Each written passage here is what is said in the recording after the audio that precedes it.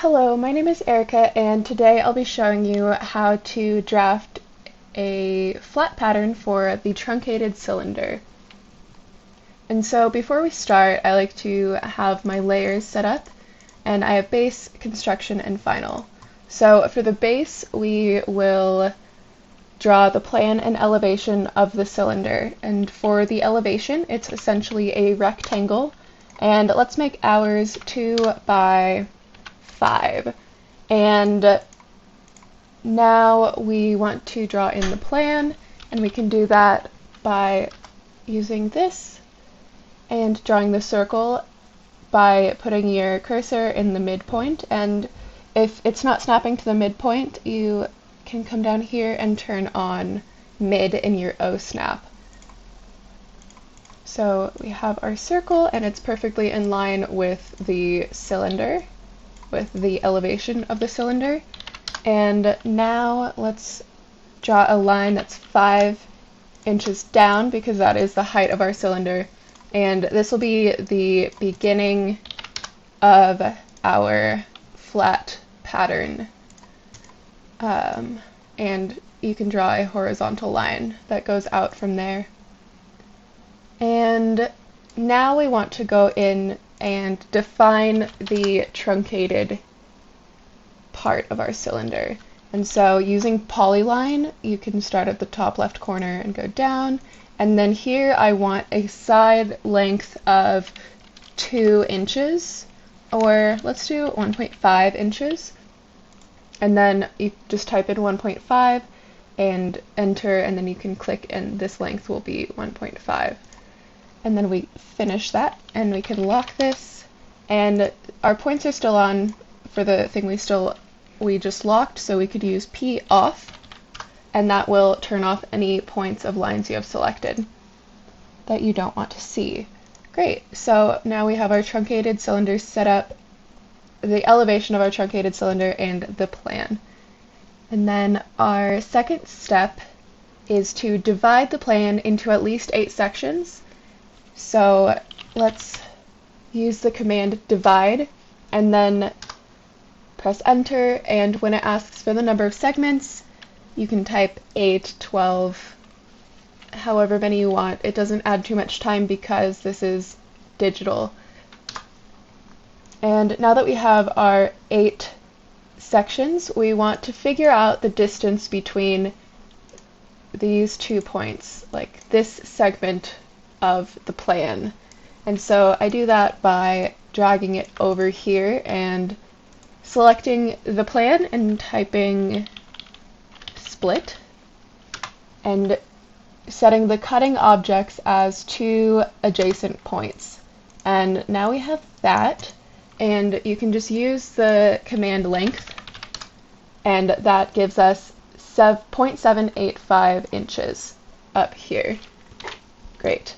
And another way you could do this is to calculate it using the circumference of the circle divided by the number of segments that you want.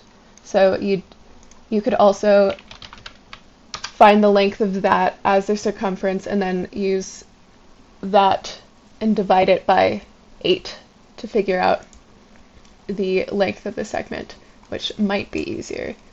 So we can delete this now that we have the number 0.785, and we will want to transfer the spacing of that to the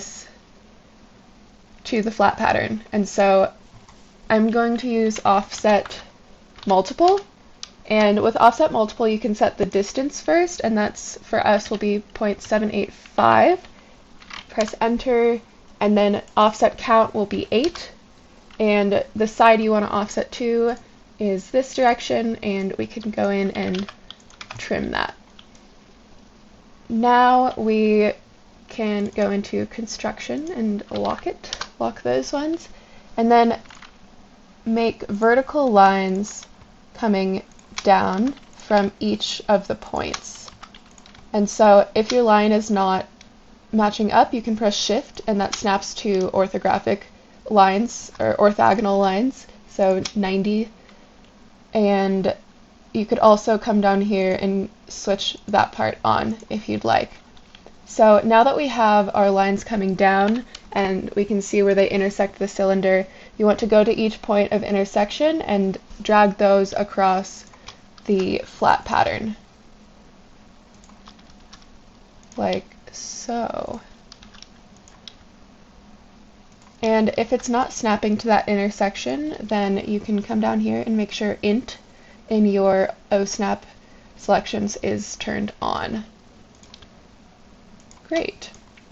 Okay, so we have all of that set up, and now we want to go in and add points at the intersections on the flat patterns. So the intersections between the white lines here and the pink lines. Starting from the bottom here, we will add points using point and making sure it's on there. And to repeat a command right away, you can either press space, enter, or right click your mouse to kind of reload that command. And so we just want to place a point every, like, over one and up one, over one and up one. So we have it there, there, there. And now that you've reached the top, you can drag this way. And if you drag from the top left to the bottom right, then it only selects the things that it has completely within that boundary, and so we could use that to just select the points. And now we'll want to mirror it, and making sure your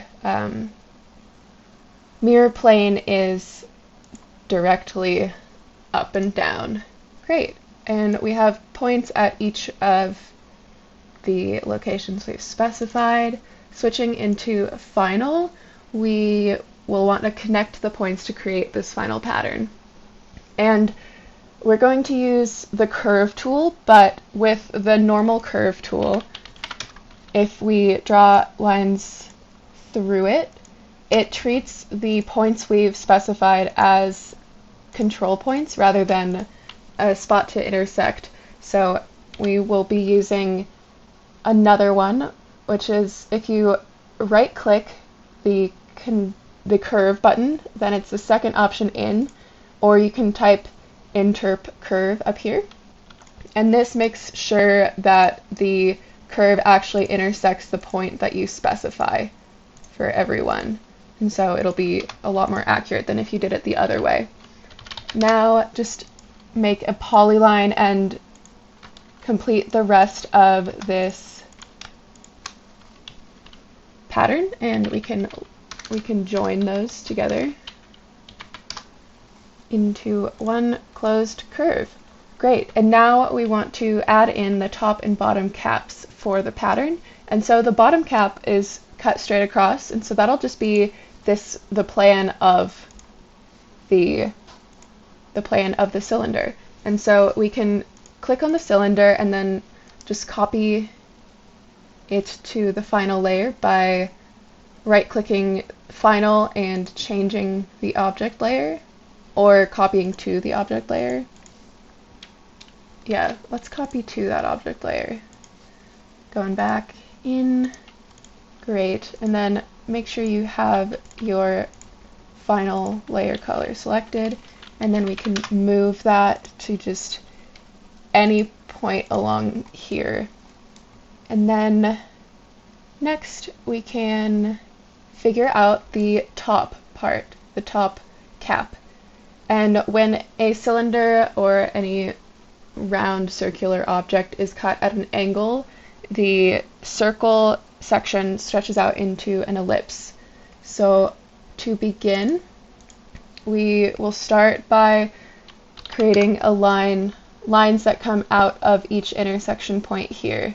So I like to start by drawing a line down the angle of that, and because we want the lines coming out to be perfectly perpendicular to that angle, I type rotate and pick either the upper or the lower corner as the center of rotation, and then you can define it as 90 here. And so now this is a perfect 90-degree angle, and we can extend the curve. Great. So Now we want to copy it to all of these points so that we can get them all out over here. There are two different copy commands. If you type copy, it lets you just select the point where you want to copy from and then paste an infinite number of times, which is the command that I recommend using for this. And then the normal copy command that you would use if you're pressing Control-C is copy to clipboard, so that only copies it once, and then you'd use Control-V or typing paste to paste it once. So now we want to add in a line that caps this and just is another perpendicular line out here, and that'll be the center line of our ellipse. The next step is to go in and measure the radius of our circle, the radius, the diameter, either one. And so I typed in distance, and then we'll just go across, and it's 2 inches still. So we want to make a 2-inch line through here. And I am going to do that by typing line and using the both sides option here, and then typing 1. And it snaps to perpendicular as well as is 1 inch on either side, so it's perfectly centered as well. And so now we can add our ellipse in, and I'm just going to switch to the final. And then we usually start at the center and then drag your line out and back up. Great, and that is the cap for our cylinder. And we've finished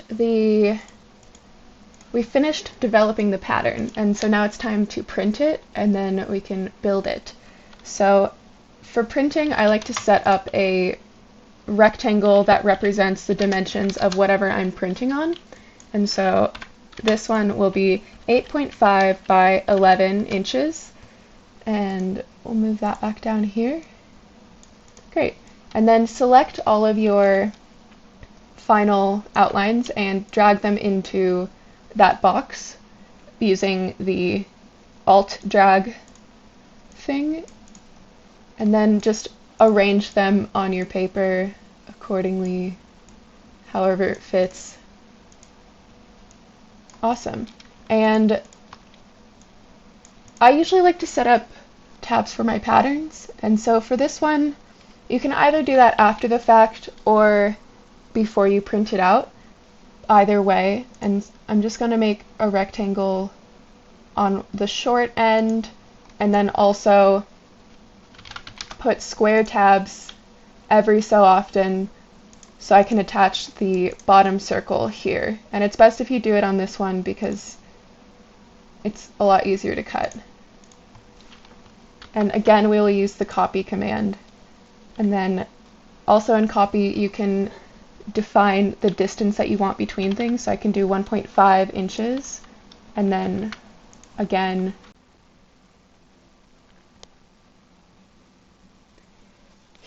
those are our circle tabs, and then we can go up here and add tabs to this however you'd like, or you can add them in here.